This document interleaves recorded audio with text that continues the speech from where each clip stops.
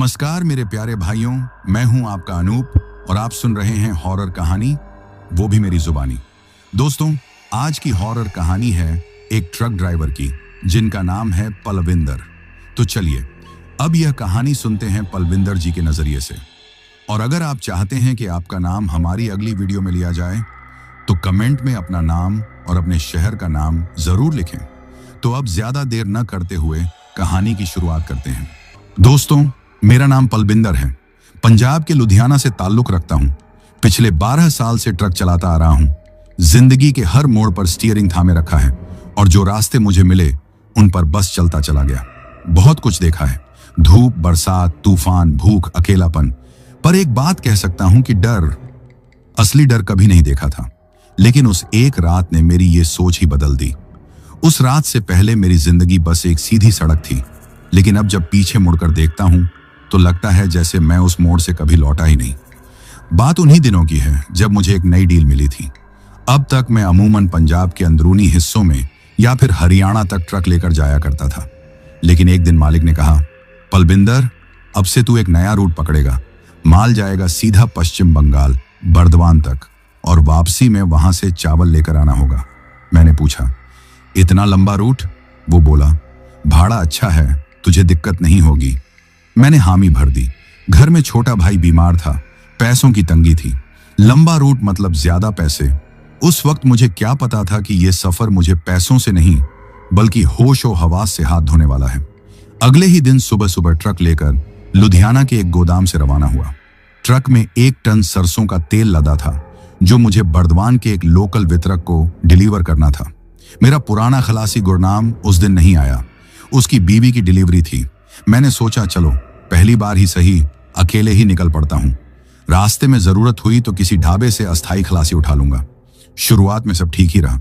जालंधर पार किया, फिर अमृतसर की सीमा छूते हुए दिल्ली के आउटर रिंग रोड पर आया। रात गहराने लगी थी और मैं ट्रक को जीटी रोड से यूपी के गाजीपुर की ओर मोड़ चुका था। नींद नहीं थी, बस थोड़ा थकान जरूर महसूस हो रही थी। 2 बार ढाबों पर रुककर चाय पी, पर मन कुछ भारी लग रहा था। रात करीब 1 बजे मैंने बनारस बाईपास पार किया था। वहां से एक छोटा सा गांव का रास्ता आता था जो नेशनल हाईवे से जुड़ता था। उस जगह पर एक छोटी सी दुकान पर बोर्ड लगा था, दुर्गा टायर वर्क्स 24/7 सर्विस। मैंने ट्रक को धीमा किया क्योंकि मुझे ऐसा लगा कि बाएं तरफ का टायर हल्का वाइब्रेट कर रहा है। अनुभव कहता है कि ये आगे चलकर मुसीबत दे सकता है। दुकान के सामने ट्रक रोका। एक अधेड़ उम्र का आदमी झपकी ले रहा था। मैंने आवाज दी, भाई साहब, टायर देखना जरा। वो उठकर आया, टॉर्च मारी और बोला, हवा थोड़ी कम है, मैं भर देता हूं। मैंने हामी भरी।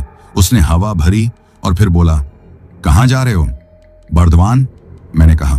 वो पल भर चुप रहा, फिर बोला, अगर जल्दी पहुंचना है तो आगे 5 किलोमीटर बाद एक पुराना जंगल रूट है। पहले लोग उसी से जाते थे, अब बंद हो गया है, लेकिन छोटा है। सीधा निकल जाओगे और 3 घंटे बचेंगे। मैंने पूछा, रास्ता कैसा है? वो बोला, सुनसान है लेकिन कच्चा नहीं। औरत बच्चे नहीं हैं, तू तो मर्द है। उसका यह कहना था कि मेरे मन में थोड़ा शक बैठा, पर पैसे की सोचकर मैंने सोचा, चलो एक बार ट्राई कर लेते हैं। नक्शे में रास्ता नहीं था, लेकिन उसने बोला कि दुकान से ठीक 5 किलोमीटर बाद दाईं ओर एक टूटा फूटा बोर्ड मिलेगा, रामपुर फॉरेस्ट वे, वहीं से मुड़ जाना। मैंने उसे पैसे दिए और ट्रक स्टार्ट किया। रात अब और घनी हो चली थी। हवा में अजीब सी नमी थी, कुछ ऐसा जो खून के नीचे रेंगता हो। मैं ट्रक चलाते हुए बोर्ड देखता गया और ठीक 5 किलोमीटर बाद वो टूटा फूटा बोर्ड दिखा। कुछ शब्द मिटे हुए थे, लेकिन पहचान में आ गया। मैंने ट्रक मोड़ लिया। शुरुआत में सब ठीक था। सड़क पुरानी थी लेकिन पक्की थी। कुछ किलोमीटर के बाद दाएं बाएं पेड़ उगने लगे, जैसे किसी ने इन्हें जानबूझकर पास पास लगाया हो। उनका झुकाव इतना ज्यादा था कि ट्रक की हेडलाइट पेड़ों के नीचे सुरंग सी बना रही थी। थोड़ी देर बाद अजीब सी आवाजें आने लगी, न जानवर की न इंसान की, जैसे कोई धीमे से कुछ कह रहा हो। ट्रक का रेडियो अपने आप चालू हो गया, पर वो रेडियो नहीं था, वो सिर्फ शोर था, जैसे कोई बहुत धीमे मगर गुस्से में फुसफुसा रहा हो। मैंने रेडियो बंद किया, लेकिन आवाज ट्रक के बाहर से भी आ रही थी। पीछे झांक कर देखा, कुछ नहीं। इसी दौरान अचानक ट्रक के पीछे कुछ भारी टकराया। ट्रक झटका खाकर रुका। दिल धड़क गया। मैं नीचे उतरा, टॉर्च जलाकर पीछे गया, पर वहां कुछ नहीं था, ना कोई गाड़ी ना कोई इंसान, बस एक पुरानी टूटी साइकिल सड़क के किनारे पड़ी थी। जंग लगी, टायर घिसे हुए और हैंडल से लटकी एक पुरानी गंदी गुड़िया। मैंने टॉर्च उस पर फेंकी तो उसकी आंखें चमक उठी। मैं घबरा गया। पीछे मुड़ा ही था कि सामने पेड़ के पास एक आदमी खड़ा दिखा, सिर झुका हुआ। उसने सिर उठाया और कहा, भाई साहब, मेरी बहन खो गई है, आपने देखी क्या? उसकी आवाज ऐसी थी जैसे किसी ने उसका गला दबा रखा हो। मैंने कुछ नहीं कहा।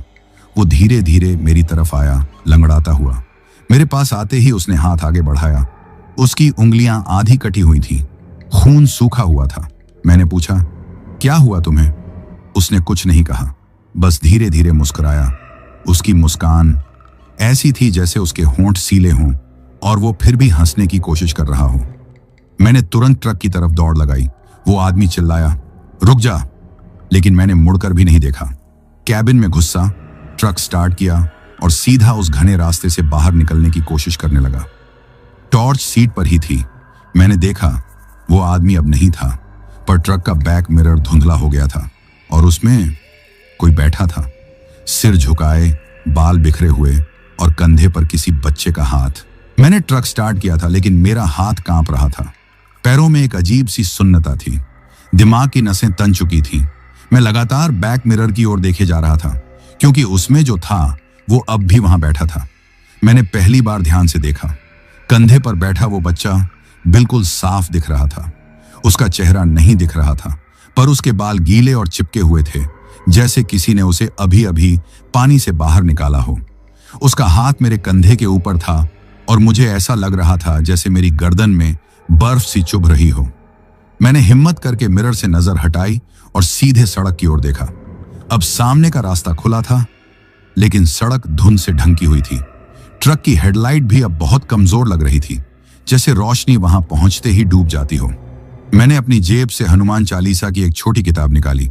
उसमें से एक लाइन बुदबुदाई, भूत पिशाच निकट नहीं आवे, महावीर जब नाम सुनावे। बस यही एक उम्मीद थी उस वक्त मेरे पास। जैसे ही मैंने पढ़ा, मेरे कंधे पर का बोझ अचानक गायब हो गया। मैंने बैक मिरर देखा, खाली, मगर दिल अब भी डरा हुआ था। रास्ता आगे बढ़ता गया। सड़क के दोनों तरफ अब ऐसे पेड़ थे जिनकी टहनियां नीचे की ओर झुकी हुई थीं और हवा बिल्कुल बंद हो गई थी। ट्रक की खिड़की से अंदर एक अजीब सी सीलन और गंध आ रही थी, जैसे पुराना लोथड़ा पड़ा हो कहीं। अब लगभग रात के 1:30 रहे थे। मैंने तय किया कि इस रूट को किसी भी तरह सुबह होने से पहले पार कर लूं। जितना जल्दी इस जंगल से निकलूं उतना बेहतर। लेकिन फिर ट्रक की लाइट झपकने लगी, एक बार, दो बार, फिर ब्लिंक करने लगी जैसे कोई बल्ब फ्यूज होने वाला हो। उसी समय सामने कुछ दिखाई दिया। एक औरत सड़क के बीचों बीच खड़ी थी, सफेद साड़ी, सिर झुका हुआ, बाल इतने लंबे कि चेहरा ढक गया था। मैंने हॉर्न बजाया, नहीं हिली। फिर से हॉर्न, न कोई हलचल। मेरी उंगलियां स्टीयरिंग पर जकड़ी हुई थीं। ब्रेक मारने का मन किया, लेकिन फिर सोचा ये वही गलती होगी जो पिछली बार हुई थी। मैंने ट्रक की हेडलाइट फुल बीम पर डाली। औरत की आकृति साफ दिखी।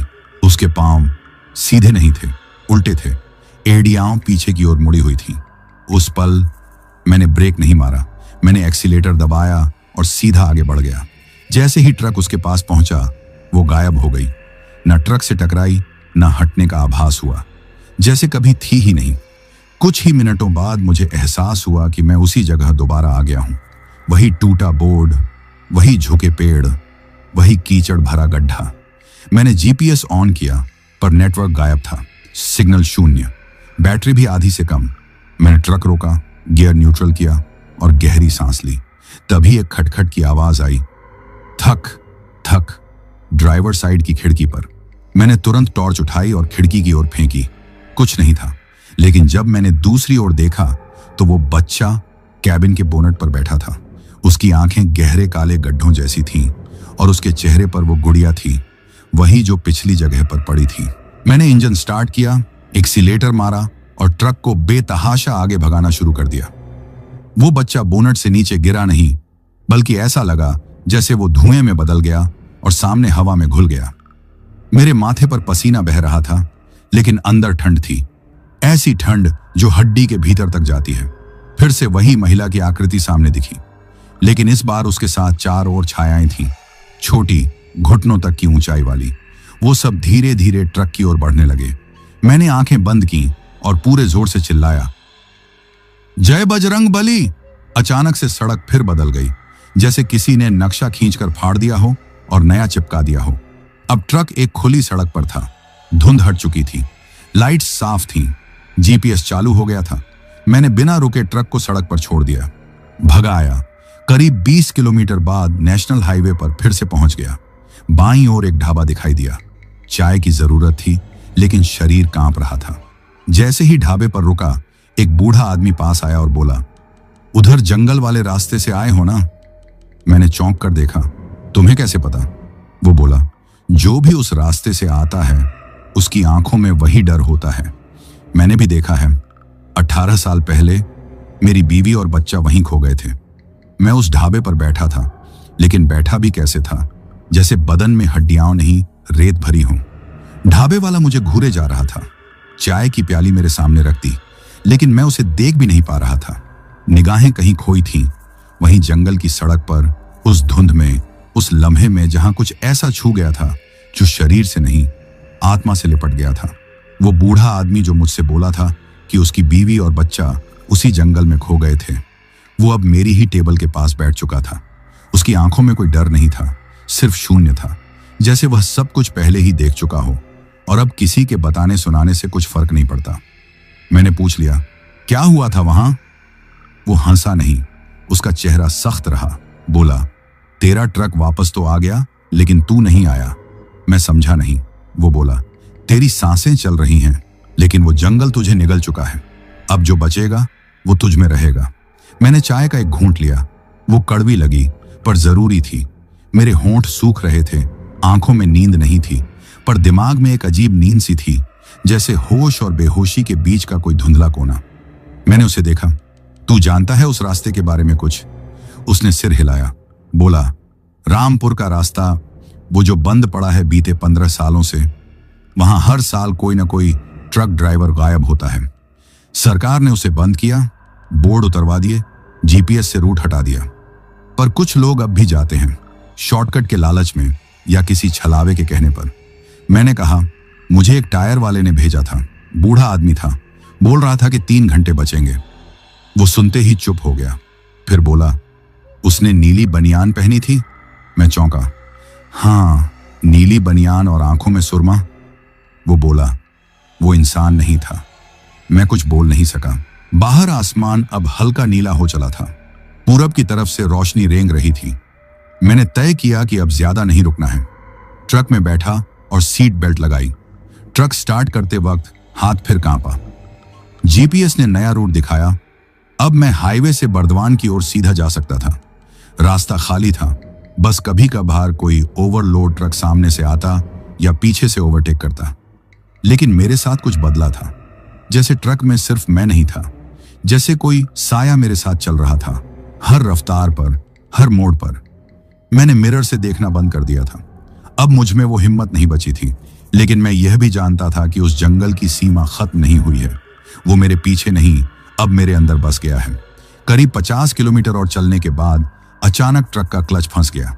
सड़क के किनारे रोक कर देखा, जमीन गीली थी, लेकिन बारिश तो हुई ही नहीं थी। मैंने नीचे उतरकर बोनट खोला। तभी कानों में एक धीमी आवाज आई, जैसे कोई रो रहा हो, बिल्कुल पास से, सड़क पर नहीं, ट्रक के भीतर से। मैंने जल्दी से कैबिन की ओर देखा। खिड़की खुली थी। मेरे सिर में अचानक दर्द उठा, जैसे किसी ने पीछे से हथौड़ा मारा हो, पर वहां कोई नहीं था। मैंने अपनी जेब से हनुमान चालीसा निकाली और पूरा जोर लगाकर पढ़ना शुरू किया। वो रोने की आवाज तेज हो गई। अब वो सिर्फ एक बच्चे की आवाज नहीं थी, वो कुछ और था, जैसे 100 लोग एक साथ फुसफुसा रहे हों। चीख भी नहीं, कानों में घुसती सरसराहट। मुझे पता था ये वही है। मैं ट्रक में चढ़ा, स्टार्ट किया, एक्सीलेटर दबाया और सीधे निकल गया। वो आवाजें पीछे छूट गईं, लेकिन एक बात मैं समझ चुका था, वो अब मेरा पीछा नहीं कर रही थी, वो मेरे साथ चल रही थी। कहानी अब एक नए पड़ाव की तरफ बढ़ रही थी और मैं समझ चुका था, रास्ता सीधा नहीं होने वाला। शायद यह सिर्फ रास्ता नहीं, कोई दरवाजा था जो मैंने खोल दिया था, और अब वो कभी बंद नहीं होगा। सुबह हो चुकी थी, ट्रक की खिड़की से हल्की सी रोशनी अंदर आ रही थी, पर उस रोशनी में भी सुकून नहीं था। कुछ रोशनी भी डर जैसी लगने लगती है जब आप जानते हो कि वो सिर्फ दिखाने के लिए है, बचाने के लिए नहीं। मैंने पिछले 3 घंटे लगातार ट्रक चलाया था, बिना कुछ खाए, बिना कुछ बोले। बस एक ही बात दिमाग में थी, आगे जो कुछ भी हो, अब पीछे मुड़कर नहीं देखना। मेरे जीपीएस पर अब बर्दवान की दूरी सिर्फ 120 किलोमीटर बताई जा रही थी। मैंने सोचा था कि रास्ता अब आसान होगा, कम से कम दिन की रोशनी में शायद मन को थोड़ी राहत मिले। लेकिन डर अंधेरे से नहीं, उस याद से आता है जो आपकी हड्डियों में छिप जाती है। मैं एक पेट्रोल पंप पर रुका। वहां 3-4 लोग बैठे थे। मैंने डीजल भरवाया, पानी लिया और बिना कुछ पूछे चुपचाप कैबिन में लौट आया। पंप वाले ने अचानक पूछा, कहां से आ रहे हो भाई साहब? मैंने झूठ नहीं बोला, बस सीधा कहा, रामपुर वाले रूट से। उसका चेहरा सख्त हो गया। उसने बाकी लोगों की तरफ देखा और धीरे से बोला, आज भी कोई उस रास्ते से आता है क्या? मैंने उसकी तरफ देखा। उसकी आंखों में सवाल नहीं था, डर था, जैसे मैंने कुछ ऐसा छू लिया हो जो बाकी लोग सिर्फ कहानियों में जानते हैं। मैं बिना कुछ कहे ट्रक स्टार्ट किया और निकल पड़ा। रास्ता अब खुला था, ट्रैफिक थोड़ा बढ़ गया था, पर मेरी नजरें अब हर पेड़, हर मोड़ को ऐसे देख रही थीं जैसे वो कुछ छिपा रहे हों। मैं हर खिड़की, हर शीशे से दूर रहने लगा था। बर्दवान पहुंचने में अब बस 2-2.5 घंटे रह गए थे, पर तभी एक मोड़ पर कुछ ऐसा हुआ जिसने मेरी आत्मा तक हिला दी। एक मोड़ काटते हुए मेरी ट्रक की हेडलाइट अचानक एक पुराने मकान पर पड़ी, या यूं कहें जो कभी मकान रहा होगा, अब वो सिर्फ ईंटों का बिखरा हुआ ढांचा था। पर उस ढांचे के बीच कोई खड़ा था, सिर झुका हुआ, सफेद कपड़े, बाल खुले, और उस व्यक्ति के पैरों के पास एक लाल थैला पड़ा था। मैंने ब्रेक नहीं मारा, क्योंकि अब मुझे समझ आ गया था कि ब्रेक लगाने का मतलब होता है उन्हें बुलाना। मैंने गाड़ी की स्पीड कम की, लेकिन रोका नहीं। जैसे ही मैं उस जगह से गुजरा, मेरा दिल जोर से धड़कने लगा। मेरे कानों में एक आवाज गूंजी, बिल्कुल पास से, जैसे कोई मेरे कान में फुसफुसा रहा हो, इतना भाग के कहां जाएगा?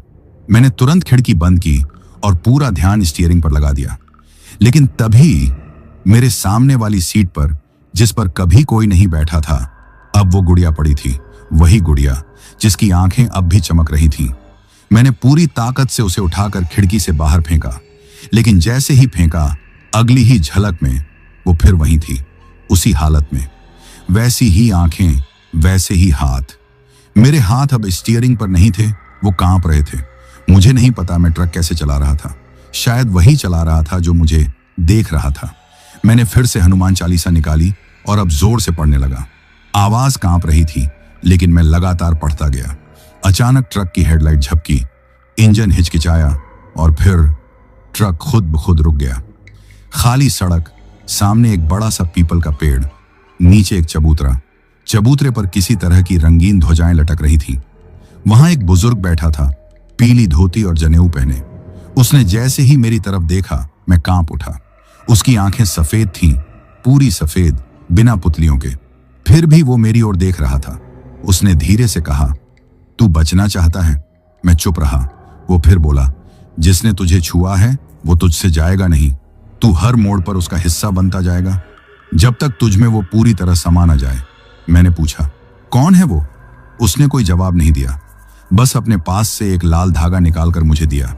इसे बांध ले, अगर किस्मत ने साथ दिया तो ये तुझे एक बार और मौका देगा।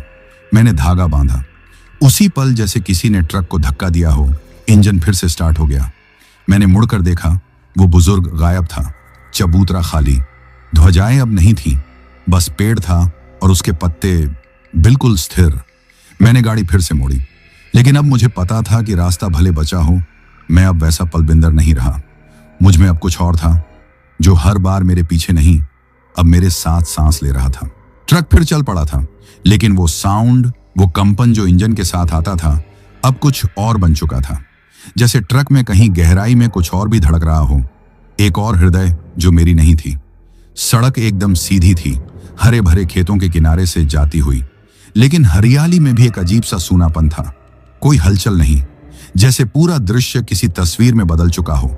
हवा नहीं, पर पत्ते हिल रहे थे। पक्षी नहीं, पर सीटी जैसी आवाजें आती थीं। मैं अब जान चुका था कि हर चीज दिखने जैसी नहीं होती। जीपीएस ने बता दिया था कि मैं बर्दवान से सिर्फ 80 किलोमीटर दूर था, लेकिन अब दूरी से ज्यादा सवाल यह था कि क्या मैं वहां तक पहुंच पाऊंगा, क्योंकि अब मुझे खुद से शक होने लगा था। मैं अब भी वही इंसान था या नहीं, इसका जवाब अब मेरे चेहरे में नहीं, मेरी परछाई में छुपा था। और परछाई अब बदल गई थी। रास्ते में एक छोटी सी पुलिया आई। उसके ठीक पास एक बोर्ड लगा था, खरीदा घाट। पुलिया पर जैसे ही ट्रक चढ़ा, अचानक झटका लगा, बिल्कुल वैसा ही जैसे पिछली बार जंगल के बीच ट्रक के पीछे कुछ टकराया था। मैं घबरा गया। इस बार कोई पीछे नहीं था, लेकिन ट्रक के अंदर से आवाज आई, ठक ठक। ये आवाज ट्रक के भीतर के पिछले हिस्से से आई थी, जहां सरसों का तेल के ड्रम्स लदे थे। मैंने ट्रक एक तरफ रोक दिया। सड़क खाली थी, आसपास कोई भी इंसान, ढाबा, दुकान नहीं थी। ड्रम्स की ओर जाने से पहले मैंने जेब से टॉर्च निकाली। अब टॉर्च सिर्फ देखने का नहीं, बचने का औजार बन चुकी थी। पीछे गया, ट्रक का पिछला दरवाजा खोला। ड्रम्स अपनी जगह पर थे, पर एक ड्रम थोड़ा हिला हुआ था, जैसे किसी ने उसे हल्का धक्का मारा हो। मैंने टॉर्च से इधर उधर रोशनी डाली, कोई नहीं था। तभी एक बेहद ठंडी हवा चली, और उस हवा में सरसराहट नहीं थी, फुसफुसाहट थी। मैंने सुना कोई कह रहा था, तू वापस क्यों नहीं गया? मैं पलटा, टॉर्च घुमाई, कोई नहीं। डर अब गुस्से में बदलने लगा था। मैंने पीछे का दरवाजा बंद किया और तेजी से कैबिन की तरफ बढ़ा, लेकिन कैबिन का दरवाजा अब खुला हुआ था। मैं तो खुद बंद करके निकला था, यह कैसे हो सकता है? मैंने अंदर झांका। सीट पर वही गुड़िया बैठी थी, लेकिन अब उसके चेहरे पर कुछ और था। उसका चेहरा इंसान का था, मेरा खुद का चेहरा। मैंने बिना कुछ सोचे टॉर्च उसकी आंखों पर फेंकी। झटका लगा, सीट खाली हो गई। मैंने तुरंत दरवाजा बंद किया, ट्रक स्टार्ट किया और निकल पड़ा। सड़क अब संकरी होती जा रही थी, जैसे दोनों तरफ की झाड़ियां जानबूझकर और पास आ रही हों। मैंने रेडियो चालू किया, स्टेशन नहीं मिल रहा था। फिर अचानक रेडियो से वही आवाज आई, इतना भाग के कहां जाएगा? मैंने रेडियो तोड़ा, घूंसे से मारा। आवाज बंद हो गई, पर मेरे दिमाग में गूंजती रही। अगला मोड़ कुछ अलग था। जैसे ही ट्रक ने उस मोड़ को काटा, सामने एक जुलूस चलता दिखा। सफेद कपड़े, चुपचाप चलते लोग, कोई शोर नहीं।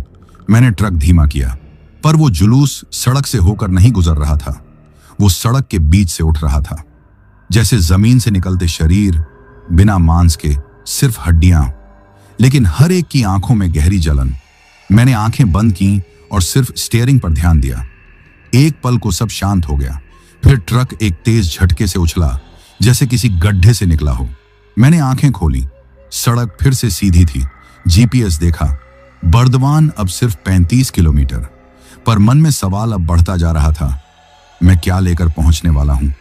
सरसों का तेल, या कुछ ऐसा जो ट्रक के अंदर नहीं, अब मेरे अंदर है? दिमाग अब जवाब नहीं दे रहा था, वो खुद सवाल बन गया था। मेरे हाथ में बंधा लाल धागा अब गर्म हो रहा था, जैसे किसी ने अंगारे रख दिए हों। मैंने दर्पण देखा, फिर से वही बच्चा दिखा। अब वो मेरे पीछे नहीं, साथ बैठा था। उसके होंठों पर एक हल्की मुस्कान थी और उसके गले में वही गुड़िया टंगी हुई थी। मैंने ट्रक की खिड़की खोल दी थी। हवा तेज चल रही थी, लेकिन उसमें राहत नहीं थी।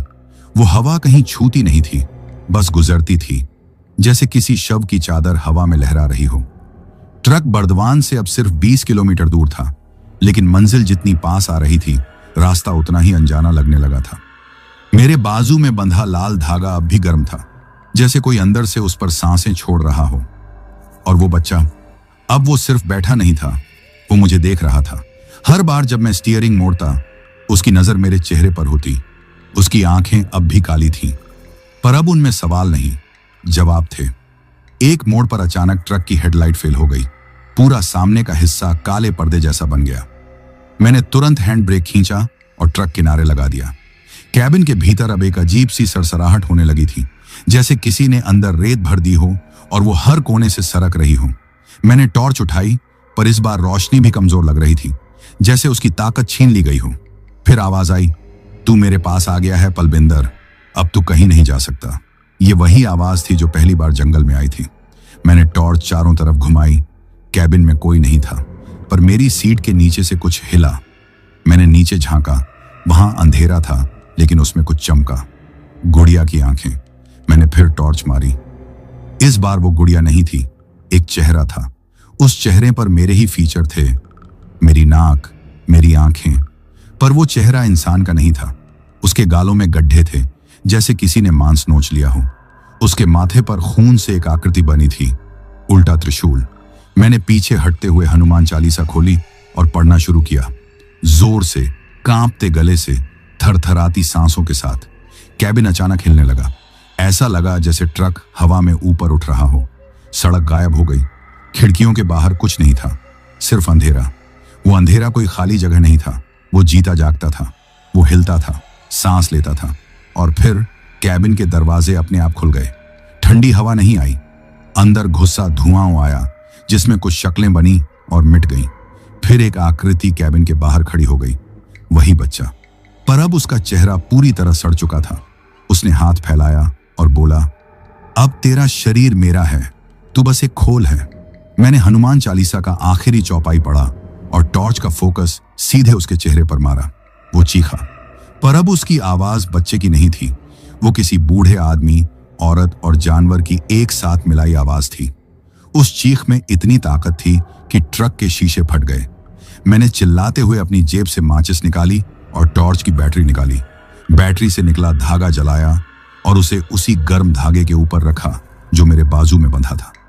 जैसे ही धागा जला, कैबिन के अंदर एक तीखी रोशनी फैली। सड़क, ट्रक, धुआं, सब सफेद हो गया और फिर सब कुछ शांत हो गया। जब मेरी आंख खुली, मैं ट्रक के अंदर नहीं था।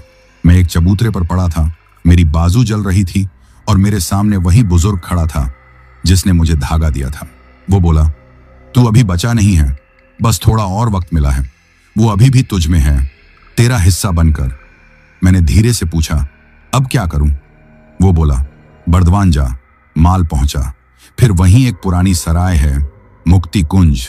वहां जो मिलेगा वहीं तुझे बताएगा कि तुझे कैसे इससे पूरी तरह छुटकारा मिलेगा। अगर मुमकिन हुआ तो। मैंने सिर हिलाया। अब मैं बर्दवान की तरफ नहीं, अपने अंदर की किसी गहराई की तरफ बढ़ रहा था। ट्रक वहीं था, अब भी इंजन चालू।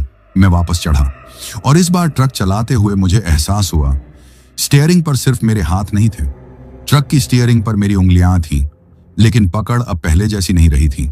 हाथ ठंडे थे, उंगलियां सुन्न। लग रहा था जैसे किसी और की उंगलियां मेरी हड्डियों में उतर आई हों। सामने जो रास्ता बचा था वो अब सिर्फ दूरी नहीं, एक लड़ाई बन चुका था। मैंने जीपीएस देखा। बर्दवान अब सिर्फ 9 किलोमीटर दूर था, लेकिन जितना नजदीक आ रहा था, रास्ता उतना ही पराया लगता जा रहा था। जैसे उस जगह को मैं जानता था और फिर भी नहीं जानता था, मानो वो मंजिल नहीं, किसी पुराने ख्वाब का टूटा हिस्सा हो। ट्रक अब एक पुराने शहर की ओर मुड़ चुका था। सड़कों पर इक्का दुक्का लोग थे, कुछ दुकानें बंद हो रही थीं। हल्की सी शाम उतर रही थी, लेकिन शाम के उस धुंधलेपन में एक बात साफ दिख रही थी, हर कोई मुझे घूर रहा था। रास्ते में जब भी कोई मेरी ओर देखता, उसकी आंखों में कुछ अजीब था, जैसे वो मेरी सूरत नहीं, मेरे भीतर की किसी परछाई को देख रहा हो। मैंने जैसे तैसे डिलीवरी पते तक ट्रक पहुंचाया। एक पुरानी बिल्डिंग जिसके बाहर 2 आदमी खड़े थे। उनकी आंखों में थकावट थी, लेकिन बातों में संदेह। मैंने कहा, सरसों का तेल लाया हूं पंजाब से। एक बोला, आ गए? तुम्हें तो कल आना था। मैंने हैरानी से देखा, कल? मैंने तो आज ही ट्रक निकाला था। वो एक दूसरे को देख के बोले, अजीब बात है, ट्रक का नंबर भी वही, आदमी भी वही। मैंने बात को वहीं छोड़ा, डिलीवरी करवाई और जैसे ही मैं ट्रक बंद करके निकला, एक छोटी सी लड़की वहां आ खड़ी हुई। उसके हाथ में वही गुड़िया थी। वो बोली, ये आपकी है ना? आपने मेरी बहन से ली थी। मैं एकदम ठिठक गया। कौन बहन? मैंने पूछा। वो मुस्कुराई। वो मुस्कान इंसानी नहीं थी। बोलने से पहले उसकी आंखें बदल गईं, काली, गहरी, बिना पुतलियों की। जो जंगल में थी, जिसने आपको रास्ता दिखाया, जिसने आपको देखा, और अब जो आपके साथ ही है। मैं पीछे हटा, पर वो वहीं खड़ी रही। मुक्ति कुंज जानते हो? उसने पूछा। मैंने सिर हिलाया नहीं, लेकिन मन में वही नाम गूंजा, वही जो साधु ने बताया था। वहां जाओ, वहां तुम्हारा बाकी हिस्सा भी है। मैं भागा, भीड़ में, गलियों में। हर मोड़ पर मुझे लगता कि कोई देख रहा है। हर खिड़की, हर बालकनी में एक जोड़ी आंखें झांक रही थी। आखिरकार मुझे एक पुरानी टूटी सी इमारत मिली। उस पर जंग लगे लोहे के अक्षरों में लिखा था, मुक्ति कुंज धर्मशाला। दरवाजा खुला था, लेकिन अंदर अंधेरा था। जैसे ही अंदर कदम रखा, एक ठंडी लहर शरीर से गुजरी, सीधी रीढ़ में उतरती हुई। अंदर एक बूढ़ा आदमी बैठा था, एक हाथ से कांपता हुआ दिया थामे हुए, दूसरे से हवा में कुछ इशारे करता जा रहा था। उसने मेरी तरफ देखा नहीं, बस कहा, तू आ गया आधा लेकर। मैं ठहर गया। क्या मतलब? मैंने पूछा। उसने कहा, जो तुझे मिला है वो अब तुझ में आधा समा चुका है, आधा बाकी है। अगर तू कुछ नहीं करेगा तो अगली अमावस तक पूरा बन जाएगा, और तब तू वो नहीं रहेगा जो अभी है। मैंने कांपते हुए पूछा, क्या करना होगा? उसने दिया जमीन पर रखा और बोला, उस चीज का नाम मत ले, बस एक बार उसे पहचान और कबूल कर कि उसने तुझे क्यों चुना है। क्यों चुना है? मैंने दोहराया। क्योंकि तू डरता नहीं था, और अब जो नहीं डरता उसे दिखता है, जो दिखता है वही खींचता है। मैं चुप रहा। वो बोला, तेरा रास्ता अब सड़कों पर नहीं है, तू अब जहां भी जाएगा वो साथ होगा, कभी शीशे में, कभी परछाई में, कभी सपनों में। मैंने सिर झुका लिया। उसने मेरी ओर एक पीतल का ताबीज बढ़ाया। ये बांध ले, इससे वह कमजोर पड़ेगा, लेकिन ये मत समझना कि वो हार जाएगा। वो कभी हारता नहीं, बस छुप जाता है अगली यात्रा के लिए। मैंने ताबीज लिया और जैसे ही हाथ में पहना, मेरी आंखों के सामने एक झलक आई। वही जंगल, वही बच्चा, वही औरत, और एक चीज जो अभी तक पूरी दिखी नहीं थी, लेकिन अब जान चुका था, अगला चेहरा मेरा खुद का होगा। मुक्ति कुंज से निकलने के बाद बर्दवान की गलियां जैसे कुछ कह रही थी। हर गली, हर मोड़, हर खामोश खिड़की किसी न किसी बीते हुए किस्से की चुप सी पुकार बन गई थी। मैं ट्रक की ओर लौटा, लेकिन अब मेरे कदम उतने अपने नहीं थे। लगता था जैसे मैं अपने ही शरीर के भीतर मेहमान हो गया हूं और असली मालिक कहीं गहरे छुपा बैठा है। ताबीज अब मेरी कलाई पर लटका था, गर्म भी था और भारी भी। ऐसा लगता था जैसे किसी ने उसमें सांसें कैद कर दी हों। ट्रक में बैठते ही एक गंध महसूस हुई, कोई सड़ी चीज, जैसे किसी जानवर का पुराना मृत शरीर हो। मैंने चारों ओर देखा, कुछ नहीं। सीटें साफ थीं, पीछे के ड्रम भी खाली हो चुके थे, पर वो गंध वहीं थी, अटकी हुई। मैंने खुद को समझाया कि यह थकावट है, नींद है, डर है, लेकिन अब ये बहाने खुद से टिक नहीं रहे थे। इंजन स्टार्ट किया, ट्रक रफ्तार में आया। बर्दवान से निकलते वक्त जैसे जैसे शहर पीछे छूटता गया, वैसी ही सड़कें दोबारा वीरान होती चली गईं। हर बार जब मैं रियर मिरर देखता, मुझे एक शक होता, जैसे कोई पीछे बैठा है, लेकिन जब मुड़कर देखता, सीट खाली। करीब आधे घंटे बाद एक संकरा पुल आया। उस पर चढ़ते वक्त ट्रक एकदम से भारी लगने लगा, जैसे अचानक उसमें कोई और बोझ जुड़ गया हो। स्पीड कम होने लगी। मैंने गियर बदला, एक्सीलेटर दबाया। ट्रक रुका नहीं, लेकिन इंजन से अजीब सी आवाजें आने लगी, घिसटने की, गरजने की। पुल पार होते ही एक कच्चा रास्ता बाईं ओर निकला। वहां कोई साइन बोर्ड नहीं था, लेकिन कुछ था, जैसे किसी ने अंदर से मुझे आवाज दी हो, इधर मुड़ो। मैंने चाहा भी नहीं, लेकिन ट्रक अपने आप उस ओर मुड़ गया। कच्ची सड़क पर झाड़ियां इतनी करीब थीं कि ट्रक से टकरा रही थीं। चारों तरफ बस पेड़ों का झुंड, धुंध और सन्नाटा। और तभी ट्रक अपने आप बंद हो गया। मैंने चाबी घुमाई, कुछ नहीं हुआ। तभी रेडियो अपने आप चालू हो गया। कोई संगीत नहीं, सिर्फ फुसफुसाहट, वही आवाज, अब तुझे दिखेगा सब कुछ। ट्रक के अंदर की लाइट एक बार जली, फिर बुझ गई। सामने का शीशा धुंधला हो गया था, लेकिन उसमें कोई आकृति उभर रही थी। पहले वो गुड़िया की जैसी लगी, फिर एक लड़की जैसी, और फिर मैं जैसा। मैंने अपनी आंखें बंद कर ली, और जब दोबारा खोली तो कैबिन के बाहर अंधेरा नहीं था, बल्कि एक पूरी दुनिया थी। पुराना गांव जैसा कुछ, अधजले घर, लोग बिना चेहरों के इधर उधर चलते हुए, और बीच में एक सूखी नदी जिसके किनारे कई गुड़ियाएं जली हुई पड़ी थी। मैं ट्रक में नहीं था, मैं वहां खड़ा था, बिना ये समझे कि आया कैसे। मेरे सामने एक औरत खड़ी थी, वही जो जंगल में मिली थी। इस बार उसका चेहरा साफ था, लेकिन उसका चेहरा कोई और नहीं, मेरी मां का था। उसने कहा, अब तो तुझ में मेरा अंश है, तुझे अब वो सब देखना होगा जो तू कभी नहीं देखना चाहता था। मैंने कहा, तू कौन है? वो बोली, जो डर में पलता है और वक्त आने पर बाहर आता है, जिसे लोग गुजरे वक्त की अफवाह समझते हैं, जो हर सफर में छुपा होता है, लेकिन तुझसे अब छुपा नहीं रहेगा। और तभी सब कुछ काला पड़ गया। फिर सिर्फ एक चीख गूंजी, मेरी अपनी। जब होश आया, मैं ट्रक में था, पसीना पसीने में भीगा हुआ, सांसें दौड़ती हुई, और ताबीज अब वो जल रहा था। मैंने ट्रक स्टार्ट किया। इस बार इंजन चला। मैंने रफ्तार बढ़ाई और तय किया, अब पीछे नहीं देखना। पर हर बार जब मैं शीशा देखता, वहां एक चेहरा झलकता जो मेरा था, लेकिन आंखें उसकी नहीं थीं। रास्ता अब सिर्फ कच्चा नहीं था, टूटा हुआ था, जैसे जमीन ने खुद तय कर लिया हो कि अब वो किसी को सीधा रास्ता नहीं देगी। ट्रक की हर टक्कर, हर उछाल मेरे शरीर के अंदर गूंज रही थी, लेकिन सबसे ज्यादा आवाज हो रही थी मेरे भीतर, वहां जहां अब सिर्फ मैं नहीं था। ताबीज अब भी कलाई पर था, लेकिन उसका गर्म होना अब जलन नहीं देता था। जैसे वो कुछ थामे हुए था, कुछ रोक रहा था। शायद मुझे ही। बर्दवान से दूर निकलते हुए रास्ता फिर से वीरान हो गया था। जीपीएस का सिग्नल दोबारा गायब हो गया। रेडियो अब बिल्कुल शांत था, लेकिन वो खामोशी किसी सुकून की नहीं थी। वो किसी तूफान से पहले का ठहराव थी। मैंने खुद को शीशे में देखा।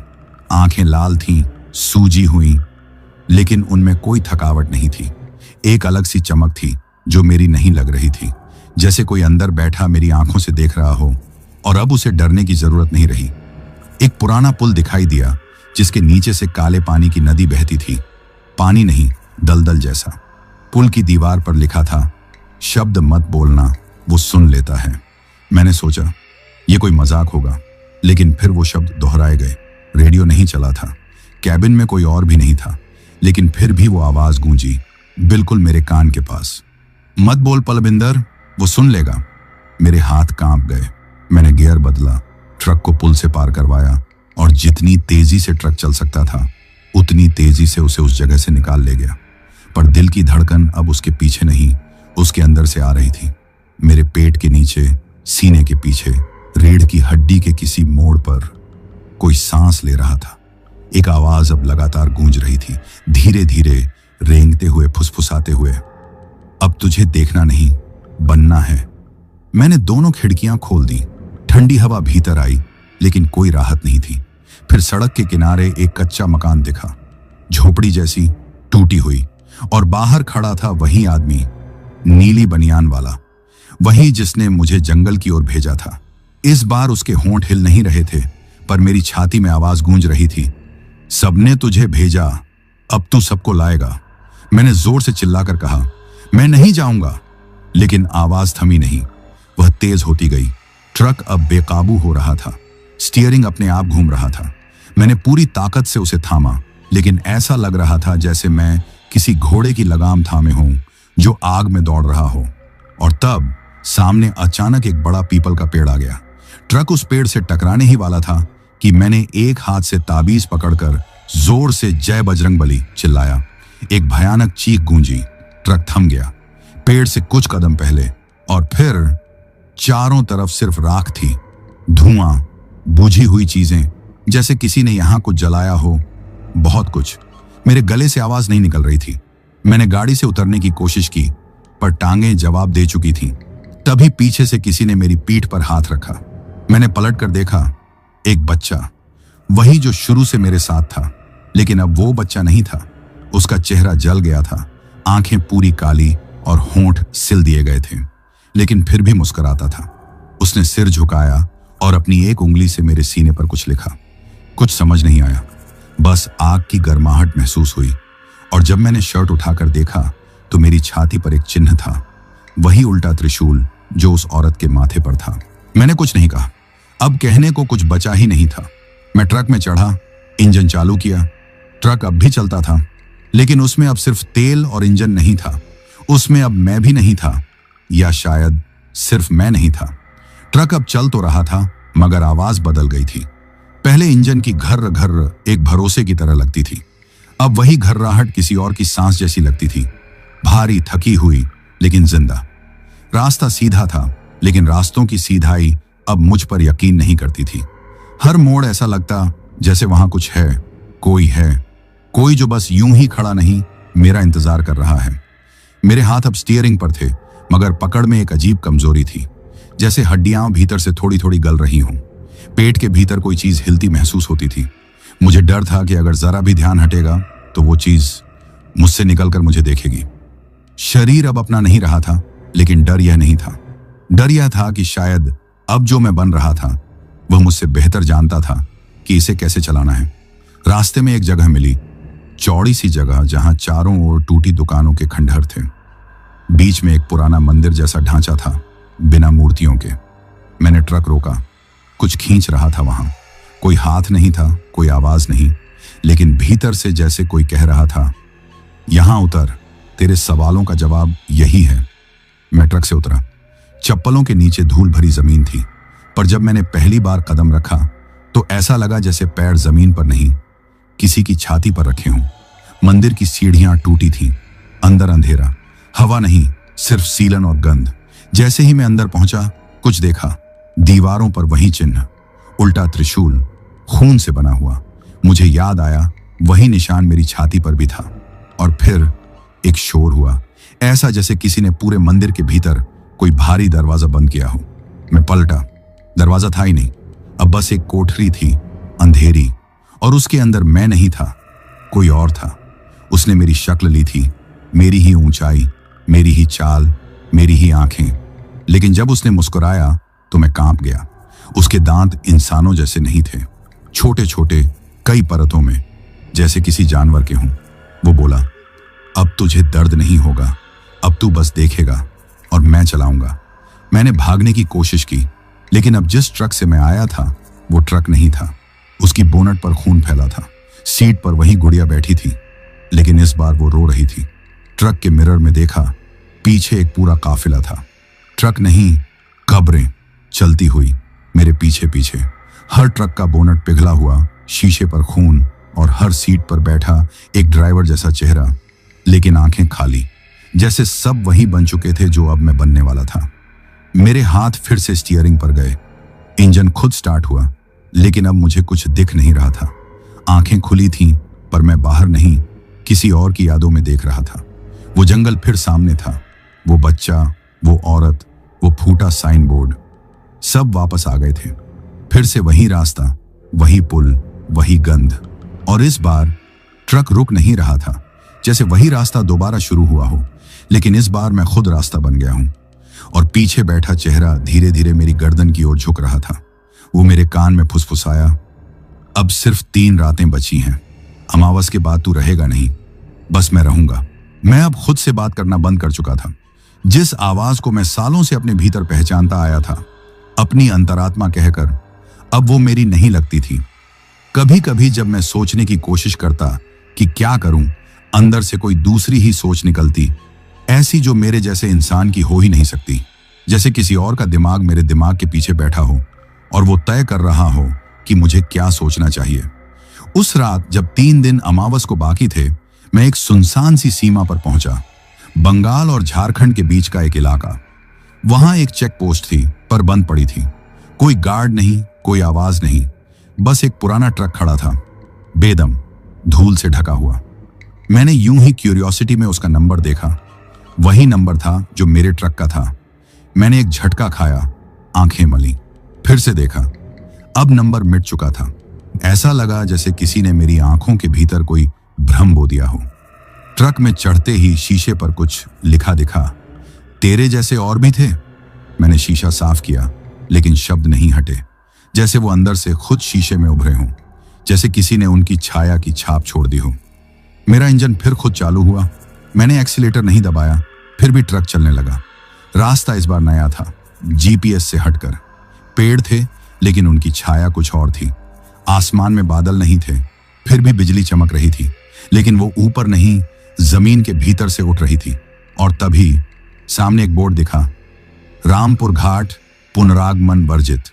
पुनरागमन वर्जित यानी एक बार अंदर गए तो वापस नहीं। मैंने ब्रेक मारा, ट्रक नहीं रुका। मैंने हैंड ब्रेक खींचा, ट्रक रुका, लेकिन इंजन की आवाज बदल गई, जैसे वो गुस्से में आ गया हो। ताबीज जो मेरी कलाई पर था अब ठंडी हो चुकी थी। वो गर्मी जो अब तक मेरी रक्षा कर रही थी अब कहीं गायब थी। और जब मैंने दाहिनी हथेली से उसे छूना चाहा तो देखा मेरी त्वचा वहां से उतर चुकी थी। कोई दर्द नहीं था, बस खालीपन, मानो शरीर भी अब जान गया हो कि वो सिर्फ खोल है। मैं नीचे उतरा और वही बच्चा सामने खड़ा था। अब उसका चेहरा मेरी शक्ल का था, पर पूरा नहीं। उसके चेहरे का बायां हिस्सा किसी और जैसा था, शायद उन्हीं में से किसी का जो पहले इस रास्ते पर गए थे। वो मुस्कुराया नहीं इस बार। उसने सीधे कहा, अगर तुझे खुद को बचाना है तो वो देख जहां तूने सब खो दिया था। क्या खोया था मैंने? मैं चिल्लाया। वो बोला, खुद को। जब तूने डर को स्वीकार करने से इनकार किया था और जब तूने पहली बार मेरी आंखों में देखा था बिना डरे। मैं कौन हूं? मेरी आवाज फटी हुई थी। तू वो है जो अब खुद से बाहर नहीं आ सकता। तू वो है जो अब एक रास्ता बन चुका है और हर अगला ड्राइवर तुझसे होकर गुजरेगा। और तभी वो गायब हो गया। रास्ते में फिर वही झोपड़ी दिखाई दी। नीली बनियान वाला वहीं खड़ा था, पर इस बार वो मेरी ओर नहीं देख रहा था। वो मुझे पहचान चुका था। उसने सिर झुकाकर कहा, स्वागत है। और मेरी पीठ के पीछे किसी ने कहा, अब तुझे अगला लाना होगा। मैंने मुड़कर देखा, कुछ नहीं था, पर मेरी जेब में अब एक पर्ची थी। उस पर एक नया नाम, एक नया रूट और लिखा था, पंजाब से पश्चिम बंगाल, खलासी नहीं आएगा, तुम अकेले होगे। मैं कांप गया। अब मैं सिर्फ पलबिंदर नहीं था, अब मैं रास्ता था। अब मैं वो था जो अगले को पुकारता है। अब सफर सिर्फ सफर नहीं रह गया था। अब हर मील, हर मोड़, हर धड़कन के साथ मैं खुद को और थोड़ा पीछे छोड़ता जा रहा था। जैसे हर नया किलोमीटर मुझे उस अंधेरे में गहरा धकेल रहा था, जहां मेरी अपनी आवाज अब सिर्फ गूंज बन चुकी थी और जवाब देने वाला कोई और था। मुझे अब पते याद नहीं रहते, जगह पहचान में नहीं आती, चेहरे अजनबी नहीं लगते, क्योंकि हर चेहरा अब किसी न किसी का चेहरा बन चुका है, जिसे मैंने कभी देखा था या जिसकी शक्ल अब मेरी बन चुकी है। मैं अब जिस ट्रक में था वो वही ट्रक था जो मैंने पंजाब से चलाया था, लेकिन उसका बोनट अब अलग लगता था। जैसे वहां हर रात कोई बैठता हो, अपने पैरों को मोड़कर, सिर नीचे झुकाए, लेकिन आंखें ऊपर उठाकर मुझे घूरता हुआ। इंजन की आवाज अब शब्दों में बदल चुकी थी। हर घर्राहट में कोई वाक्य था, हर ब्रेक में कोई चेतावनी। ताबीज अब राख बन चुका था। मेरी कलाई पर अब सिर्फ जलने का निशान रह गया था और उस पर फिर से वही चिन्ह उभर आया था जिसे मैंने एक समय अपनी छाती पर देखा था। अब मैं जिंदा था, लेकिन मेरी जिंदगी किसी और की चलती हुई पटकथा का हिस्सा बन चुकी थी। और तब एक रात ट्रक के सामने एक आदमी खड़ा हो गया, सिर झुका हुआ, बाल बिखरे हुए, बदन पर वही नीली बनियान। लेकिन इस बार वो खड़ा नहीं था, वो मैं था। मैंने ब्रेक मारा। कांच के उस पार जो चेहरा था वो बिल्कुल मेरा था। वैसी ही आंखें, वैसा ही जख्मी माथा, वैसी ही कलाई पर जली हुई ताबीज की जगह। और वो मुस्कुराया, मेरी मुस्कुराहट। वो धीरे धीरे ट्रक के पास आया और उसने बोनट पर हाथ रखा। ट्रक की सारी बत्तियां एक साथ झपक गईं। इंजन रुक गया और तभी कैबिन के भीतर की बत्ती जली और मेरी बगल वाली सीट पर एक बच्चा आ बैठा। वही बच्चा, लेकिन इस बार उसके गले में लटकती थी एक नई पर्ची। मैंने कांपते हाथों से वो पर्ची उठाई। उस पर लिखा था, तू अब दूत है, अगली गाड़ी, अगला आदमी, अगला रास्ता, सब तुझसे शुरू होगा। उसके नीचे एक नाम लिखा था, गुरदीप सिंह, और लोकेशन पटियाला से कोलकाता। मैंने आंखें बंद की, हाथ अपने आप स्टीयरिंग पर गए। इंजन अपने आप स्टार्ट हो गया। अब मैं ट्रक नहीं चला रहा था, ट्रक मुझे चला रहा था। और मैं बस इतना जानता था कि जिस रास्ते पर अब गुरदीप जाएगा उसका पहला पड़ाव मैं हूं, क्योंकि अब मैं वो रास्ता बन चुका था जिस पर से हर अगली आत्मा गुजरेगी, हर अगला पलबिंदर मरेगा और हर अगला सफर भटक कर वहीं पहुंचेगा जहां शब्द बोलना मना है, जहां वापसी वर्जित है। रास्ते की सीमाएं अब धुंधली हो चुकी थी। दिन और रात के बीच का फर्क मिट गया था। जैसे सूरज अब सिर्फ एक झूठा बल्ब है और अंधेरा ही असली रोशनी है। मैं चलता जा रहा था, लेकिन अब मंजिल की कोई जरूरत नहीं थी, क्योंकि अब मंजिल मैं था। ट्रक के शीशे अब आईने बन चुके थे। हर बार जब देखता कोई और चेहरा झलकता, कभी नीली बनियान वाला, कभी वो औरत जिसकी आंखों में बस राख थी, कभी बच्चा जिसकी हंसी अब चीख बन चुकी थी, और सबसे अंत में मैं खुद। लेकिन ऐसा मैं जो अब पलबिंदर नहीं था। गुरदीप का नाम मेरे हाथ की पर्ची में झलकर एक नया निशान बन गया था। वो वही निशान था जो अब तक हर गुजरने वाले की पहचान बनता जा रहा था। उल्टा त्रिशूल। मुझे अब सब समझ आ रहा था। ये कोई शाप नहीं था, ये एक विरासत थी जिसे कोई ढोता है जब तक अगला नहीं मिल जाता। और अब गुरदीप रास्ते में था, मैंने अपने ट्रक को ठीक उसी पुरानी टायर दुकान के पास रोका जहां यह सब शुरू हुआ था। वहां अब भी वही बोर्ड लटका था, 24 घंटे 7 दिन सेवा, मंजूर टायर। मगर इस बार बूढ़ा दुकानदार नहीं था। अब वहां मैं खड़ा था। बाल सफेद हो चुके थे, आंखों में सुरमा था, बनियान नीली थी और मेरी मुस्कान बिल्कुल वैसी जैसी मैंने बरसों पहले देखी थी। एक ट्रक धीमे धीमे मेरी तरफ आ रहा था। उस पर लिखा था गुरदीप ट्रांसपोर्ट सर्विस, पटियाला। मैंने हाथ हिलाया। ट्रक रुका। खिड़की से एक जवान सा लड़का झांका। तेज आंखें, जोश से भरा चेहरा और आवाज, ओए टायर चेक कर दे एक बार, लग रहा हवा कम है। मैंने मुस्कुराते हुए कहा, रास्ता लंबा है ना, एक शॉर्टकट है। और जैसे ही मैंने वह वाक्य पूरा किया, मेरे भीतर किसी ने सांस ली। एक और कहानी शुरू हुई। एक और शरीर मेरा हुआ, एक और आत्मा उसी दायरे में बंध गई। और मैं अब वही था जो रास्ते से पहले आता है, जो हर ट्रक ड्राइवर की आंखों में पहली बार झांकता है, जो हर खलासी की गैर हाजिरी में मुस्कुराता है, जो हर नए सफर से पहले एक पुरानी दहशत दोहराता है। मैं अब डर नहीं रहा था, क्योंकि डर अब मैं था। तो मेरे प्यारे भाइयों, ये कहानी यही खत्म होती है। अगर आपको यह कहानी पसंद आई हो तो वीडियो को लाइक और चैनल को सब्सक्राइब करें, ताकि और भी डरावनी कहानियां आप तक पहुंच सकें। कहानी को अंत तक सुनने के लिए दिल से धन्यवाद दोस्तों। आज के लिए बस इतना ही। मिलते हैं जल्द ही कुछ नई कहानियों के साथ। तब तक के लिए अपना ध्यान रखिए।